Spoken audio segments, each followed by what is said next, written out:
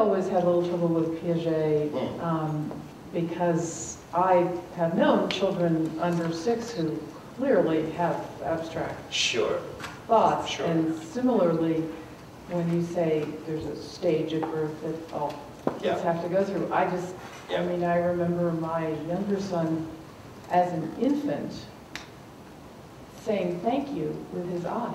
Yeah. I mean, maybe I was imagining it. And kids are so different. It's true.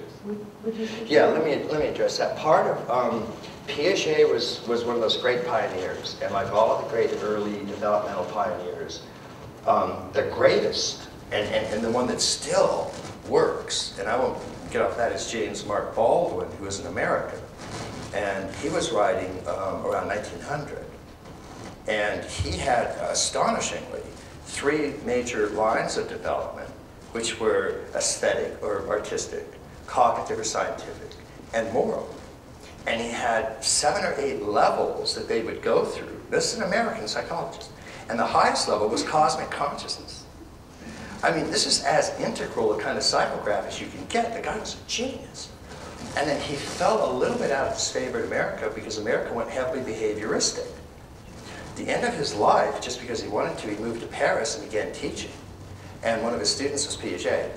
So that's where Piaget got a lot of his ideas, but I wish he had stayed closer to James Mark Baldwin, because Baldwin didn't make the mistakes you're talking about. Most developmentalists today would say much more something like the following. Stages of development, to the extent that they're real stages, they're not hooked to time. So somebody can go through them very, very, very early. The claim about a real stage is that it's a sequence that each succeeding stage actually incorporates something of the previous stage, so you really can't skip real stages. So a real stage would be like letters, words, sentences, paragraphs. Nobody's ever found a word without letters. I never found a sentence without words. And nor can you reverse that. You can't, hey, here's my sentence first, and then I'll get words and letters later.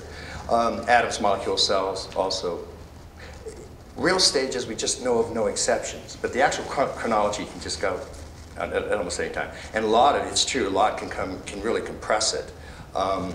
And so that's one of the, Piaget was great, but again, pioneer. You know, and pioneers, you know, do a lot of good stuff and a lot of problematic stuff.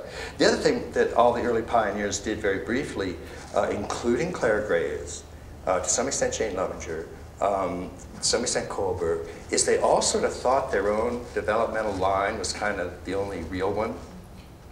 And they would have no way of knowing that, really, because they were investigating development and they thought this was important, so they would look at that. But 20, 30, 40 years later, now we can stand back and put all of them together and we go, whoa, there's clearly about a dozen or more multiple intelligences, and people can be fairly high in some, not so high in others. Yeah. It makes sense It to does see appear that. almost as if some children are born, Yeah. really. You know, that's what we were saying the other day. I mean, reincarnation, stuff like that. I mean, seriously, the more you look at human development, the more you go, okay, this makes no sense at all. I have no idea why people are transforming. And so reincarnation is just, particularly in early ages, it really suggests itself. There's no question. Yeah.